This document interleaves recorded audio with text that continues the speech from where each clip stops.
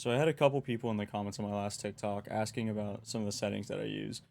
Some people were asking for camera settings, video settings, controller settings. I figured I would just put them all in one place for any of you guys that are curious or want new settings can come to and see what I use. For camera settings, I use Justin's camera settings, which is no camera shake, 110 FOV, 270 distance, 90 height, -4 angle, zero point 0.4 stiffness, 5 swivel speed, 1.5 transition speed, and 0 demo transition time.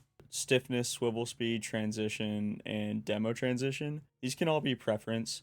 The first four are much more important, and I would recommend if you were going to copy anything that you would copy those four. These last four are definitely more up to your preference. So these types of settings, I use 2.35 steering sensitivity and aerial sensitivity, zero point 0.1 controller dead zone, and 0.5 dodge dead zone. These are a lot of preference, but these are just what I have found through 9 years of playing Rocket League. This is what I've landed on at the time being. And then for controller binds, I'll just go over the ones that I have changed myself. Everything's default until power slide, which I've put on L1 or left bumper. Air roll, I also have on L1 and left bumper.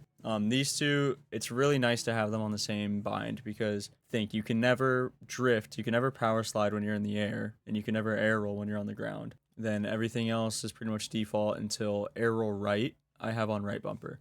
In my opinion, you 100% need to have one directional air roll. And these days, honestly, a lot of really good players have two. If you are a lower ranked player, 1,000,000% learn a directional air roll as soon as you can. It is so important. This is one of those things where the worse you are at Rocket League, the easier this is going to be to learn. The only other thing I change really is scoreboard, which I put on square. Everything else is pretty much default.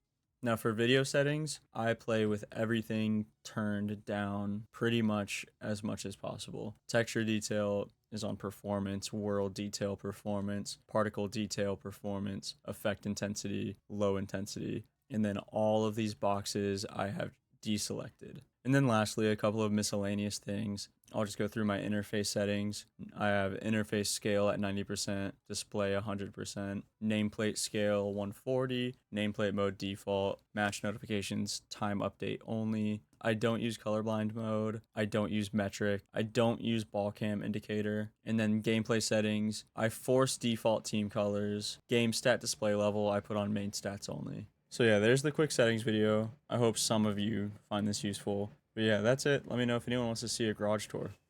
I think I have some nice presets.